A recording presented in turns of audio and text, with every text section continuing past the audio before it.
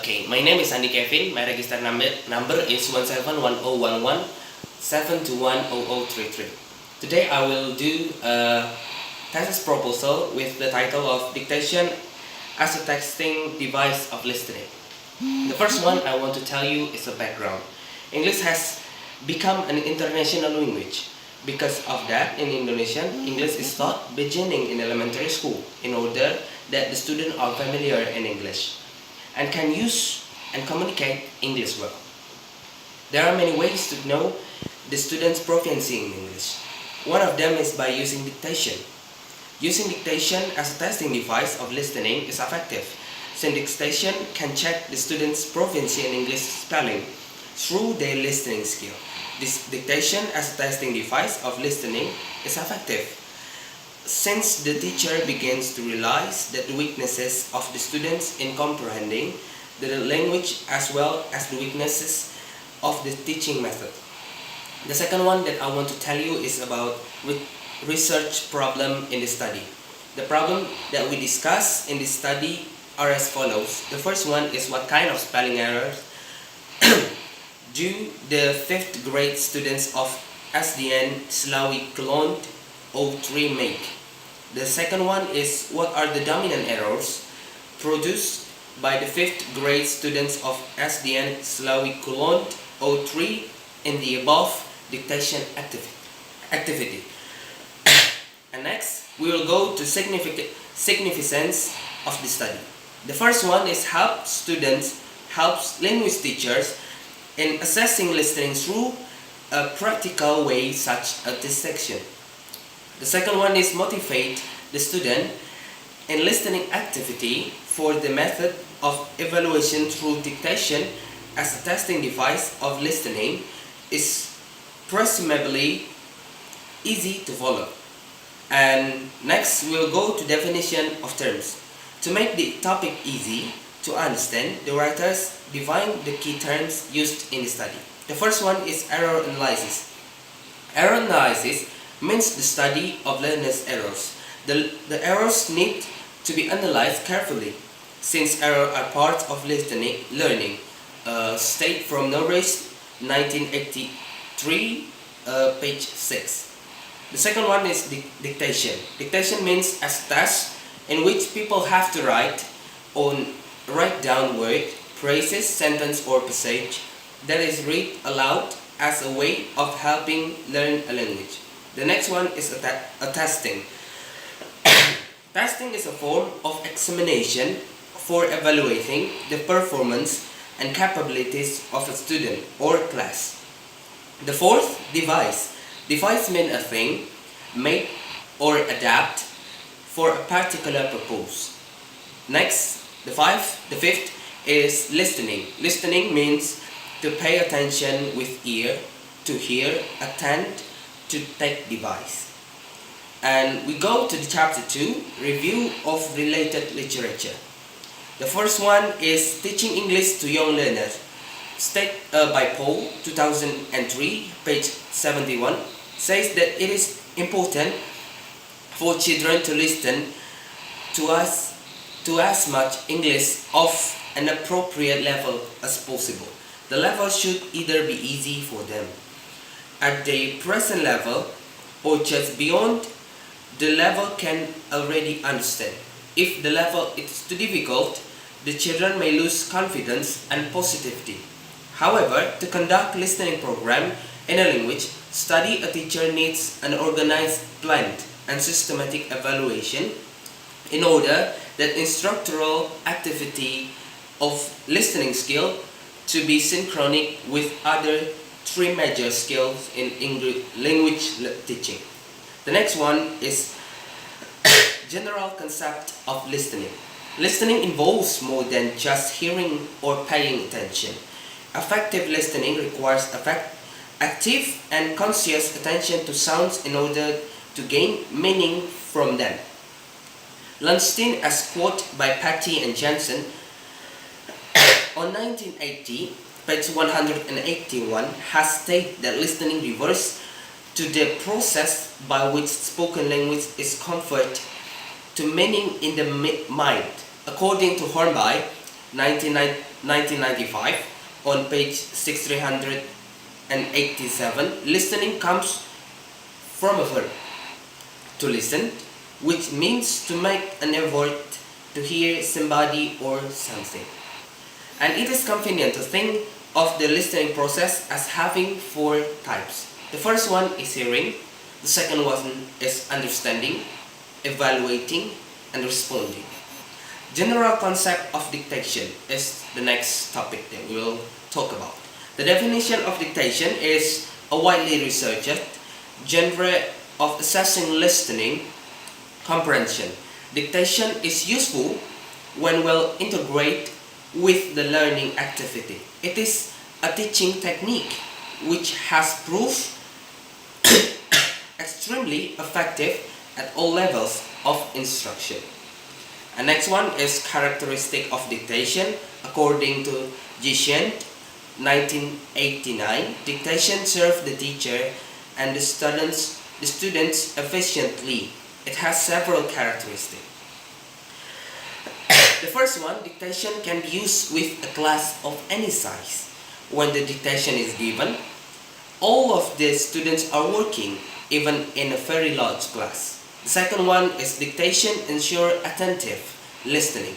When the students are doing a dictation, their attention will totally be focused on the exercise.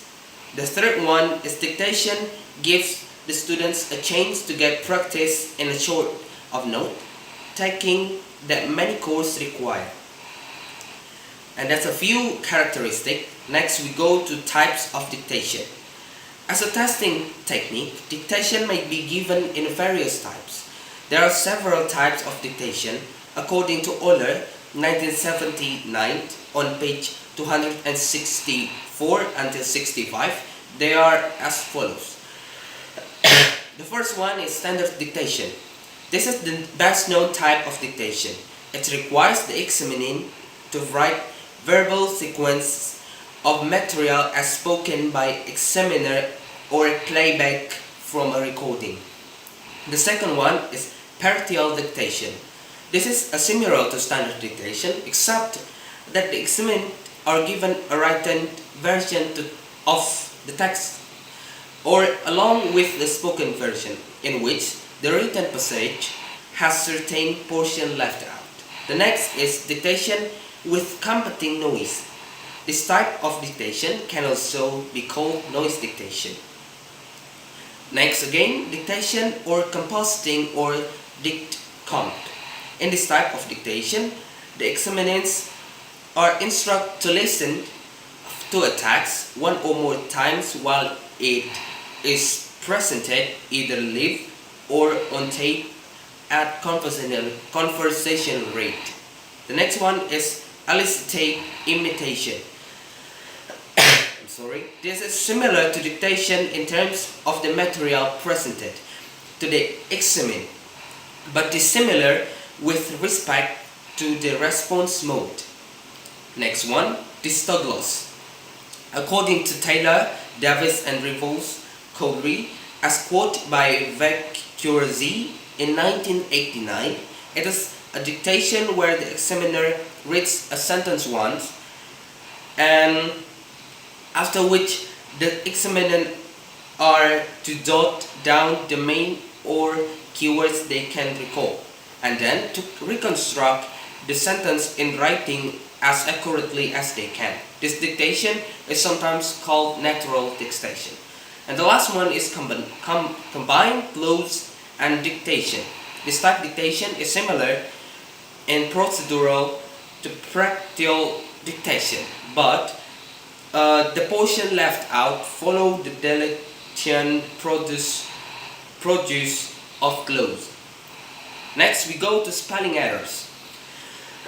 Messrs define spelling as the forming of words through the traditional arrangement of letters. In 1989, on page 412, people often do not pay attention too much on correct spelling, but even one spelling error will spoil a sentence. Example, a teacher asks his student to write, my mother gave me a cake." There were two different results made by the students. Firstly, my mother gave me a cake. That's the correct one. And secondly, my mother gave me a kick. Those two sentences have completely different meaning. The second sentence is wrong because the students wrote kick instead of cake. Okay, we go to the method of research. The first one is research design. The research design used in the study is descriptive qualitative research. Denzin and Lincoln in 2009, page 2, state that qualitative research is multi-method and focus involving an interpretive naturalistic approach to its subject matter. Next one, setting of research. The writer conducted the study at SDN 03 Slawi Cologne in the academic year 2006 and 2007. Population and sample is, of course, she used the score of the 5th grade students of SDN Slawi Cologne. The instrument of the study. In collecting data, the writer used objective type test based on Tinambun 1988, page 50 until 56. The objective test includes a variety of items types. Objective items can be classified into supply type and selection type. Supply type test, which is known as short answer or completion, requires pupil to supply the answer. And the selection type test is one of which requires pupil to select the answer from a given number or alternative, such as true-false items, matching and multiple choice. Then, to collect the data, the writer used selection type of objective test that was multiply choice test. The test consists of 50 multiple choice item with 429 options. A, B, C, D. I choose the objective type test based on the following consideration. The first one is objective test type makes easy for examiner to compute the difficulty level and the discriminating power of each them. The second one is objective test type will not make the examiner have different interpretation of students' answer. The third one is objective type test type will be easier to score the students' response quickly. The last one is students' test paper can easily be administered and scored, so it will be more practical. Last one is data collection method. Based on the above consideration, I use multiple choice in conducting the dictation test. Paul in 2003, page 73, corroborated the statement. He mentioned that the children can also have worksheet with sounds or words on them and do activities such listening and dictate sounds or words, then choosing the correct ones on their worksheet. And the last one is data analysis. The writer analyzed the data obtained from the students, the test rest. The writer gave the test on 7th September 2006. It's considered of 50 multiple choice items. She composed the test item with herself under the consideration that the test item would be valid. After the data were collected, she organized, analyzed, and interpreted them. Okay, that's from me, from my test proposal. Thank you very much.